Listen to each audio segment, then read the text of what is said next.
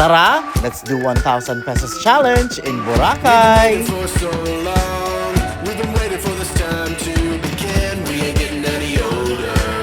I kinda feel a little younger.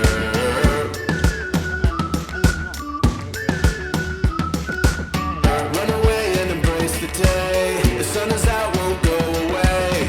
Feel the clouds on your shoulder. Touch the sky, feeling bolder. Going out, going out, going all the way. Going out, yeah, yeah. Going out, going out, going all the way. Going high, going all the way. Going out, going all the way.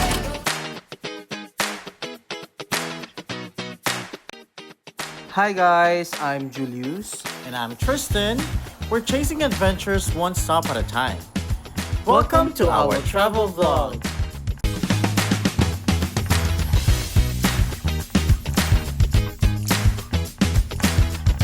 Welcome again to our channel. Hello mga kalakwatsa! Our vlog today is all about Saan makakarating ang 1,000 pesos nyo sa Boracay? Ano-ano yung mga mabibili natin doon? So ano ba mga plans natin bilhin today? So let's see, it's a surprise. Yeah. Pero ako gusto ko sana makatikim ng mga desserts dito sa Boracay. Yung mga common desserts na nakita na sa social media. Tingnan natin kung kasya Mga din sa sikat budget. na. Search ng mga kami ng iba at nakita na namin siya ng mga past few days. So let's see, tingnan natin kung masarap ba talaga yung mga Coco Mama, Ube Mama, Yeah. and Mango Mama. Tama. And And then tingnan last time, di ba nag-ikot tayo sa D-Mall? Nasa D-Mall pa rin tayo ngayon. Hahanapin naman natin kung ano naman yung pwede nating mabiling mga souvenirs siguro kasama sa 1,000. So I'm so excited kung ano yung magkakasya sa 1,000 guys. Oo. Kasi So- para realistically, ano din yung magagastos mo, Yeah. ano ma-afford natin sa Boracay using 1,000 pesos. Hopefully this video, this vlog will help you na how much kaya ang kailangan namin baunin kapag kami ay nagburakay. Oo. Travel. Alright, let's go na guys. Simulan na natin to. Here's our 1,000 pesos. So let's go and maghanap na tayo ng mabibili natin for 1,000 pesos. Ano unahin natin? Souvenirs. Okay, souvenirs tayo.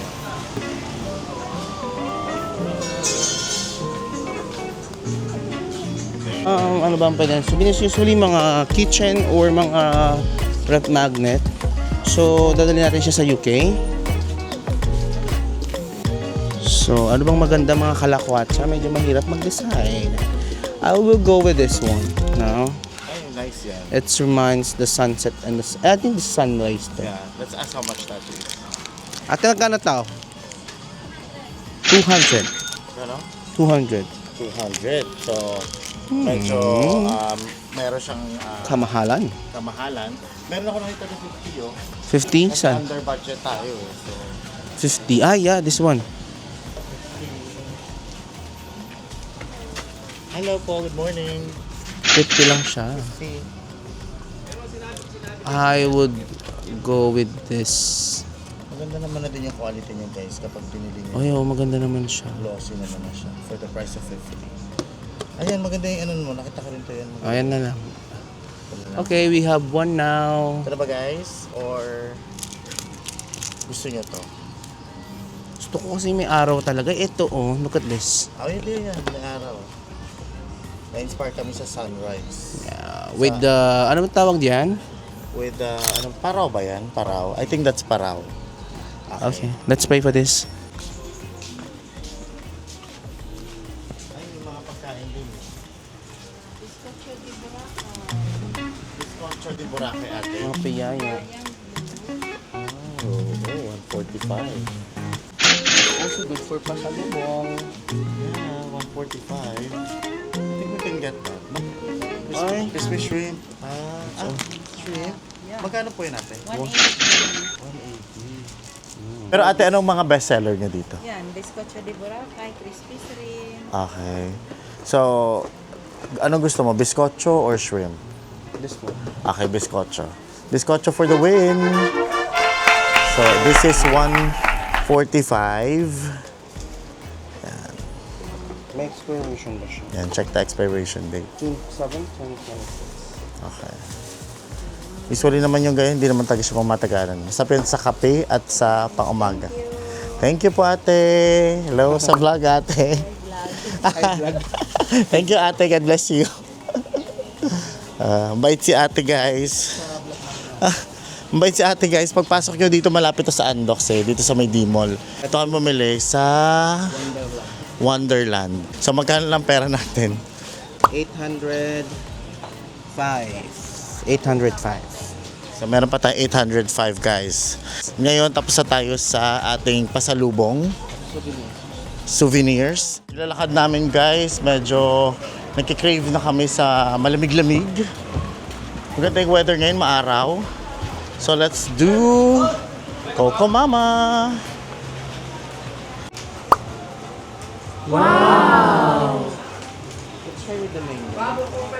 So, ito na lang tayo.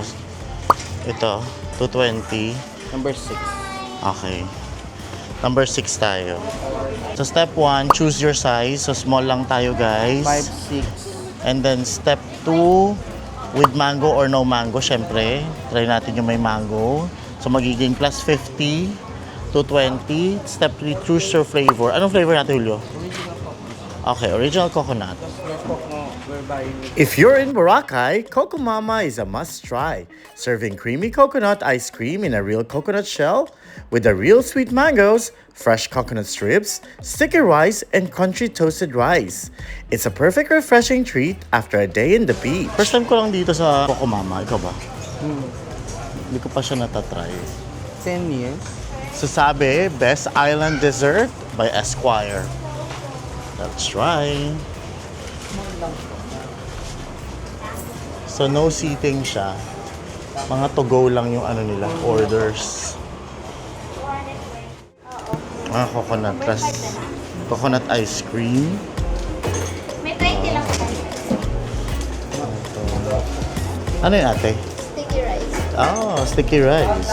And then crispies. Lord. Okay. And then mango.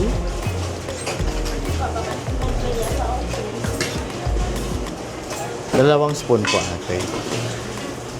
Okay. Oh, thank you so much, ate. Best Island Dessert. Yeah. We got the goods. So, How much is that? 220. This is just small. Medyo parang pwede na. Kung hindi naman ikaw ay kung gutom na gutom. Pero this time ang gusto lang namin tikman talaga kung masarap ba talaga ang Coco Mama dahil sikat na sikat to sa social media. Dito sa Boracay, sikat to. So, punta na tayo ng beach.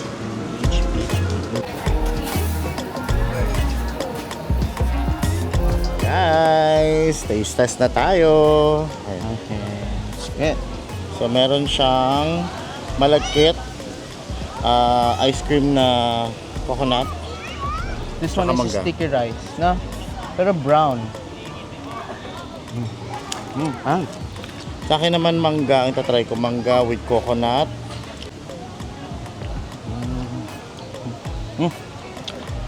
Aba nga.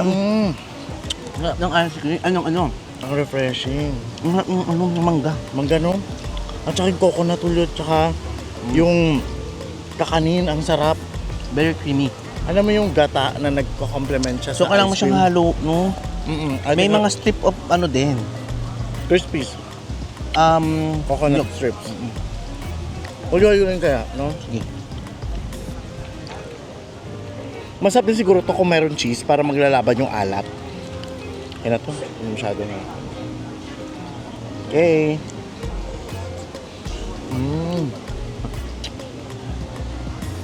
Ang sarap nung may crunchiness dahil sa crispies, no? Ang sarap. Mahal. Hinalo na namin para pagsamasamahin kung ano talagang lasa. Oo. Ang refreshing niya dahil ang init ng panahon tapos kumakain ka ng malamig. Tatawagin mo talaga si Mama. Oo. Mama, ang sarap! Ang talap! Ang hap na. Pwede na. Pero ang laki ng papel ng ano, mangga.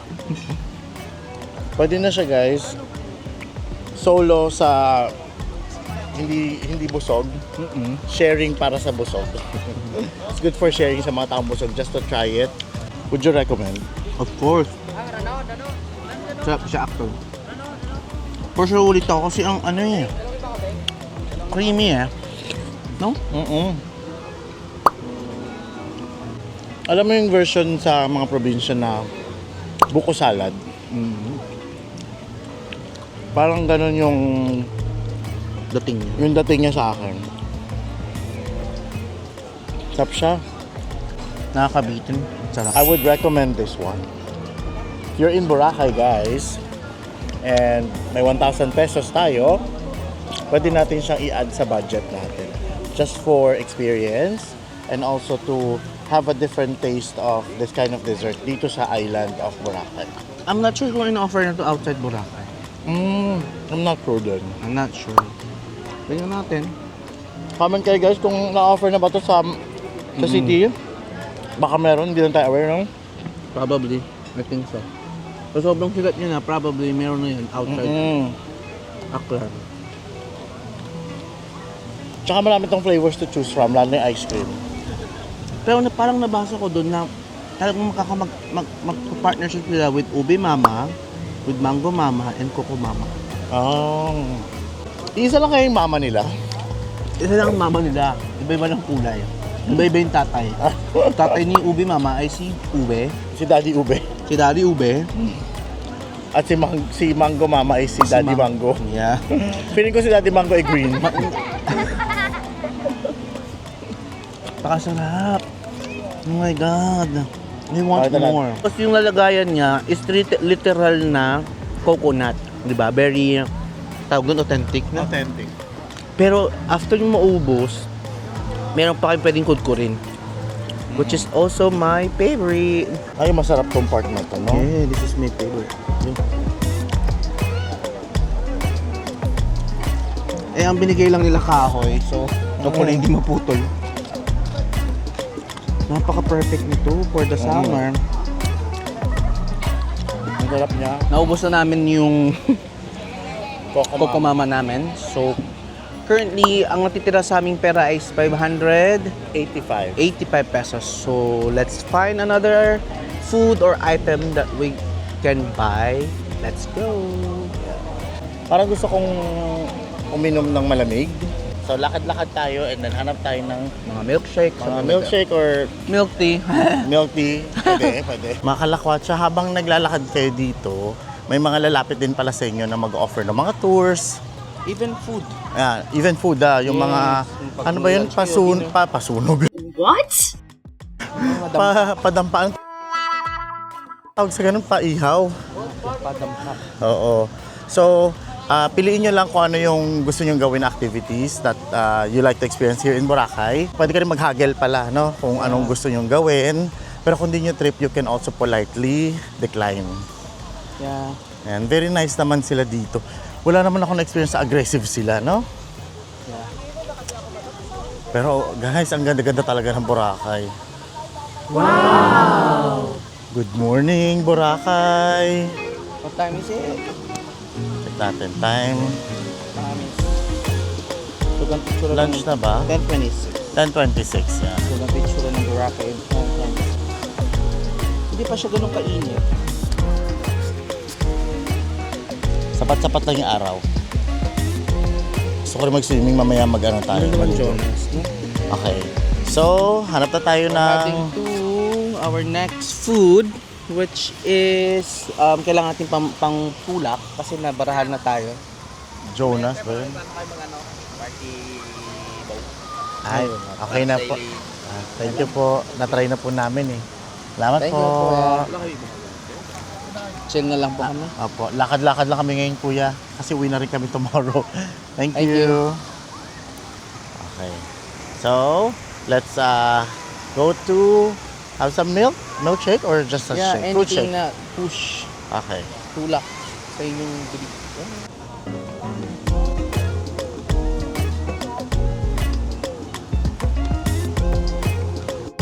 Nandito na tayo sa Jonas Fruit Shake. Jonas has been a Boracay favorite for decades, known for its fresh fruit shakes and a classic stop for anyone visiting the island. Ito yung Nick Thumbs Up. Siya yung mga best seller. Masarap. I think so. So, ang mga meron dyan is puro avocado, avocado mango, mango banana, mango pineapple. May mango papaya din.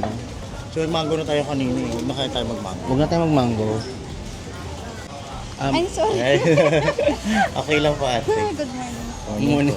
One lang, avocado mango. Avocado mo. Yes. Isa lang yung sizes niya ate. Yes po. 250 po. Ano na lang pangalan po? Tristan. Tristan. 250 po. Thank you po. High blood. Ang cute ni ate. Gusto ko yung high vlog. Thank you po. Dahil dyan tatanungin ng pangalan mo, nag-high vlog ka. Pangalan mo? Shout out to Jonas family. Cheers. Hello, Jane, sir. Shout out sa mga followers ni sir. Sorry for the excuse. May mag-order. Oh, yes, sorry. Thank you. Thank you. Thank you ate. God bless you. Yes, our Jonah Shake. Ang pinili namin guys is avocado Mango. mango. Pero ang kilala din daw ang dito is yung mango banana. Yeah. So let's taste guys. This is worth 250. Ay, kakaiba yung straw nila. Parang Biodegradable na yung straw nila. Oh, I think because na-notice ko dito medyo ano sila sa mga plastics. strawless minsan. Oo. Kung bibigyan sila ng straw paper. So, pag mga ganito at wala kayong nakitang basurahan, may mga bags naman tayo, lagay mo na dyan, and then itapon na lang pag nakita niyo yung Ang basura. sungit po ng tito natin. Ay, hindi ako usually kumakain ng avocado pero this time, maybe kasi nga halo siya ng mango. Ang sarap. Sarap. Hindi na ako tapos share. Ang sarap. Try ko.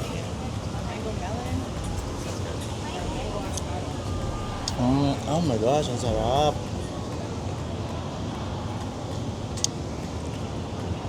The best food Alam mo trend yung in the island. creaminess ng avocado and sweetness ng mango combined. Pinagsamba. Ang sarap kasi ako mahilig ako sa avocado. So sabi ni ate, tinanong namin siya kasi according sa internet, sa research namin, ang pinaka-famous dito na flavor, lahat tayo, ay ang kanilang mango banana. Which is, fun fact, according sa mga tourists, yun daw ang best milkshake here in Boracay. Pero we tried the avocado mango. At sabi din ni ate. According din kay ate, more on seasonal Ang drink avocado, yeah. So it's also best bestseller, no? Best na. Which is masarap actually, no? Kakaiba, very creamy. Ang sarap. At saka ibang mga milkshake na So, na-try ko. yung Jonas na yan, nag-start siya noong 1983. So, dito yan sa Boracay. Ano sabi natin yung may-ari, no? Dito talaga siya nakatira. Lokal daw talaga dito yung may-ari. And then they have 3 shops here. So station, One yung binila namin. Kiosk lang siya. Pero meron sila dun sa bandang highway ba Highway tawag daw. dun? Basta daanan siya. Meron sila dun restaurant. Malamig. Merong pwede kang bumili ng mga iba pa nilang pagkain like pizza, burger. pwede kayo mag-dine in, aircon daw doon. Yeah. May mga proper meal daw sila, sabi ni ate. And of course, don't forget to order milkshake. Yeah. Dun sila kilala si Jonas. So, That's- would you recommend? Of course. Ang hirap tuloy kung magtatap ka ng mga pagkain na tatry natin. Si Coco Mama is different. Best siya for dessert, I think. This one naman sa shake. Sila ang the best. Kaya sila nawag na the best shake in Boracay. Boracay. Ang sarap niya kasi ang init ngayon, no? Perfect. Very, very soothing. At saka, ang tawag sa refreshing yung drink na yan. Pero this one is another level, guys. You should really try this.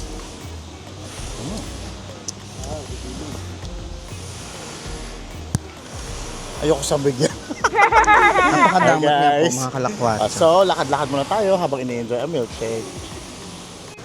Guys, tingnan nyo, dito pala yung Starbucks. Since day one, hinahanap na namin to Starbucks. So, paano siya mahanap? Pag pumasok kayo from D-Mall, Turn right. Ayan. Galing sa main road, basta naka-face kayo sa beach. so turn right. So, update, ang ating current budget ay 35. 335. Marami na tayong nabili out of our budget. Dapat pala. So, lakad-lakad muna kami, guys. para mag-isip ko ano naman ang next na bibili natin. So natitirang 335 pesos. Feeling ko malayo pa mararating. Malayo pa. Malayo Tayo pa ang yan. malayo mararating. Kaya nga, lakad ng lakad. Yun yung mga best things to do here. Haba ba naman ng shore eh. Shore tayo. Dito sa shore. Sure ka ba? Sure na! Ito, walking again, guys, sa shore. Napaka-fine ng ano. We're almost finished na sa Jonas Shake. So, naghahanap kami ng susunod namin bibilin, pero nakita namin yung grotto. Ayun siya. Dun siya all the way there. Yeah, so medyo parang malaki yung pinagbago niya talaga kasi nung pumunta ako dito, hindi talaga siya ganito, onti lang yung mga resort. I think that was, I'm not sure, or 2014 or 2015. Before pandemic, no? Yeah, ang dami na talagang nadagdag dito sa ano. And which is, hindi naman siya imposible dahil napakaganda talaga ng Boracay. Ang ganda talaga ng siya nila. Para talaga siyang gatas. Pero ang maganda rito, mas naging maingat na rin yung mga tao sa environment ng Boracay. Kasi, di ba, na-close to for a while for rehabilitation. And sad din yun kasi businesses din yung mga naapektuhan, yung mga local na may trabaho dito naapektuhan. I think it comes down to being responsible travelers. Guys, don't forget, let's be responsible travelers. Let's protect our environment. Para hindi ma-close ang Boracay or hindi ma-close ang any beaches. Kasi kailangan silang i-rehab. Pero grabe yung improvement ng Boracay na panitili nila yung kalinisan. Hindi 100% pero at least I think ano siya, shared responsibility and social awareness. Grabe, ang daming water dito, activities. So, Ayan. parasailing. Maraming mga na-create na trabaho dahil sa ganito din, no? Oo. From the transportation hanggang dito sa island. For you ba yung mga presyo dito sa Boracay is not affordable for local travelers? For local travelers, I would say, depende nga siya kung gaano kalaki kinikita mo, siyempre. But the tip is always prepared kapag pumunta kayo dito. Kasi medyo may kamahalan. For me, personally, I would say, kailangan ko siya paghandaan kasi may kamahalan. Oo.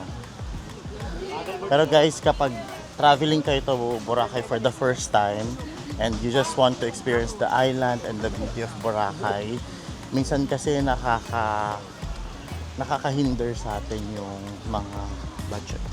Yung budget, kung saan tayo kakain, ano activities ang gagawin natin. Depende kung anong gusto niyo talagang gawin na activity dito sa Boracay. Pero you can do as simple as walking around. Yeah. You can eat in Jollibee. May Jollibee na dito, may McDonald's, Speaking of may that, Mang Inasal. ang dami na din mga Sorry. tawag doon, mga fast food dito, which is Oo. makakamura kayo. Kung gusto nyo lang tipid talaga kayo, di ba, baon kayo ng pagkain dito papunta sa beach. Kasi mga lunch, dinner nyo, doon lang kayo kumain sa fast food. Oo. Chowking, ang daming option.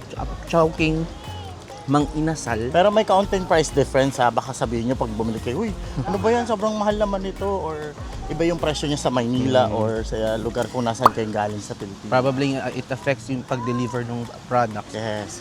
which is pinapatong yun sa presyo. Always remember that Boracay is an island, so everything that is made in Boracay is also outsourced outside Boracay. Like, yung mga ingredients yan, pinapasok siya sa island para gawin siya. So, isipin na natin na siguro sa ganun, napapatong yung prices.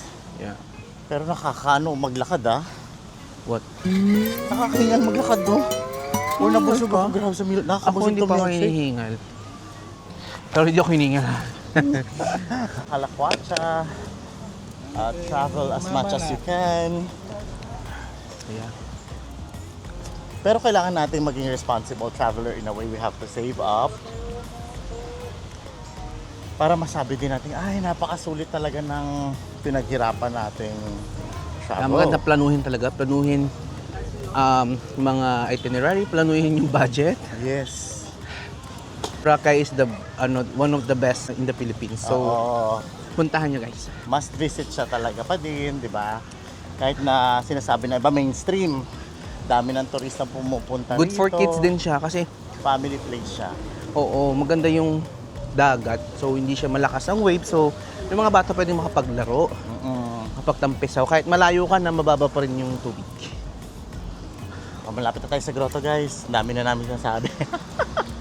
Ay, ito, Jonas din to. Another Jonas, guys. So yung napunta namin kanina is Pios lang nila. Oo. Ito na yung grotto, guys. So, kailangan tumawid if you want to go there. Bumalik tayong D-Mall, guys. Parang gusto naman namin itry ngayon ang Ube Mama. From the makers of Coco Mama. Ube Mama. Another Ube mama. Mama already has us dreaming of coming back to the island. Grabe yung Esquire, ang gaganda ng mga sinasabi about the mamas, ah. Vegan corn maha blanca ice cream. Oh. So, ano order natin? It's So, 320. this is 320. Vegan ube ice cream. Meron silang salted coconut ice cream, cornflakes. Palitaw is sticky rice. So, umorder. Okay. Din ako ate na recommended mixed corn maha blanca and ube. 320. Bibigyan kita ng buo ate. Di joke. Thank you. Meron pa tayong 15 pesos. Pamasahe. Pamasahin na lang ate. So, mix siya. Mayroon siyang cornflakes. Ano yung nyo ate, gata? Oh. Salted coconut cream. Salted coconut cream.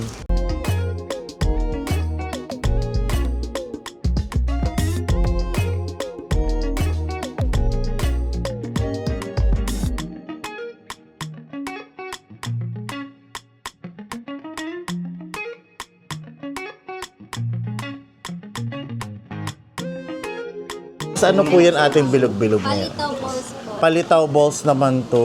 Okay. Thank you, ate. So, we have the Ube Mama. Palitaw balls daw to. Tapos ito halaya.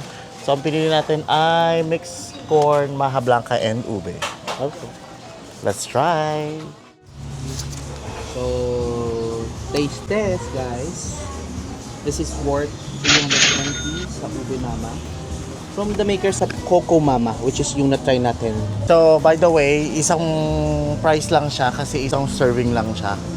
So, ang meron sa kanya, meron siyang ube halaya and then palitaw to, itong bilog. Kanina 'di ba sa Coco Mama, ang meron sa kanya ay malagkit na rice. Na kulay brown yata o reddish. Yeah, parang gano'n. So, let's try. Ay, ikaw muna ulit.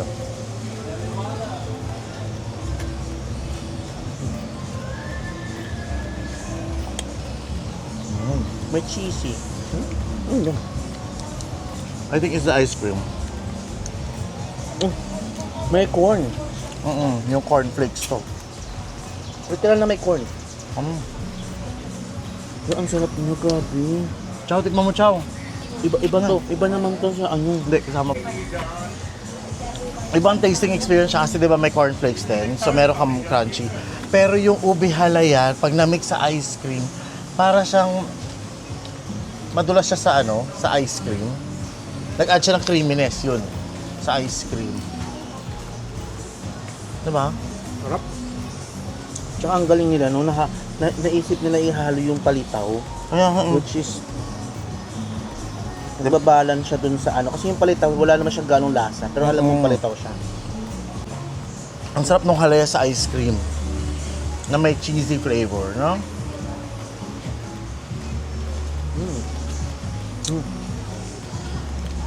Masarap talaga yung ano niya, ube halaya.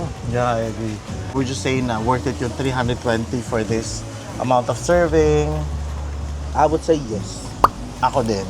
Talagang ano, mababalik-balikan mo siya pa. Tas it tastes like very special. I think yun tama ka, Julio. So I think that's why it's 320. Kasi ginawa siyang special dessert or cold dessert sa very warm na lugar na to. Kaya, napakainit pa naman ang panahon ito. Ang harap niya pag pinag-halo-halo mo, yung ice cream, halaya, Yung, ano tong crispy-crispy na to? Cornflakes. Tapos yung ano, palitaw. Ang sarap. Parang ayaw mo nang mawala sa labi mo yung sarap. Kasi Wala yung, siya, ah. yung mastication mo kapag kumakain ka ng ng palitaw, may tulo na ako. Thank you. Ng ice cream. Yung mastication mo, nakaka-add siya na ng taste experience. Try nyo to, guys. Pag all sarap na sarap, ang unang sign niyan, mabilis ako kumain. Guys, kakatikim namin. I think kapag hinalo mo siya like this, so mauusan namin. Para siyang may twist of cold ginataang bilo-bilo. Na ubi. Na ube, yon. Ginatang ube na bilo-bilo. Pamol, na may bilo-bilo. Kasi meron din ba siyang gata na parang sa pinaka-drizzle. Okay. So, ganun yung experience pag kinain mo siya. Pag naumay ka kumain, the best to parang ano, parang umay. Masarap I itong think- pampahupa ng init at pagod. Ito na yung huli namin bibilin. Yeah. Dahil to sum up, ang natira sa 1,000 namin ay 15 pesos. So we bought 5 items. The first one is, Ref magnet, the second one is yung biskwit, na pistache. no, ano ba yun? Mandali. Sorry, ito yung sakit ng mga tito. Pistachio? No, biskotso. Biscocho, sorry. And third is yung Coco Mama, Coco Mama, the best. And then the shake. Jonas fruit shake, And the last one is si Ube Mama. So, hindi na namin matitikman sa 1,000 na budget natin si Mango Mama. Pasok na rin naman yung budget na 1,000 para mabili nyo ganito klaseng food na unique na taste. Pero kung halimbawa gusto nyo rin naman mag-go cheap, pwede rin naman kayo sa mga, may nakita kami mga turon, may nakita din Yung tayo. mga ihaw-ihaw din. Ihaw-ihaw, yan. Maraming options. Maraming So, depende kung ano yung kinikrave nyo at the moment na nag-iikot-ikot kayo. So, ito lang naman is yung ginawa namin for the time being na nagkikrave kami sa mga ganito klaseng pagkain. So, pasok naman yung budget na sinet namin for today. So, guys, dito na natin i-end ang vlog. So, if you enjoyed this video, please give us a like, subscribe. at comment kayo if you have any other food suggestions na pwede naman itry ng mga ibang manonood sa atin. Put it on the comment as a conversation to start. If you have questions, try namin yan sagutin. Thank you sa pag-stay sa vlog, guys. Bye-bye. Bye. Thank you for watching. Oops, hindi pa pala tapos ang challenge. May nadaanan kaming grilled pusit. Magkano isa kayo? 20. Sambang. Let's taste it. Taste this. Oh, ang daming ano. So, sumobra lang tayo ng 5 piso sa budget natin. May nakita kaming pusit, dried pusit for 20 pesos. Sarap. Ang lutong. Tama-tama yan kasi after natin mag-beach. Diba? So, mission accomplished tayo sa 1,000 na challenge. 5 pesos lang so. Alright. To God be the glory. Thank you po, Lord.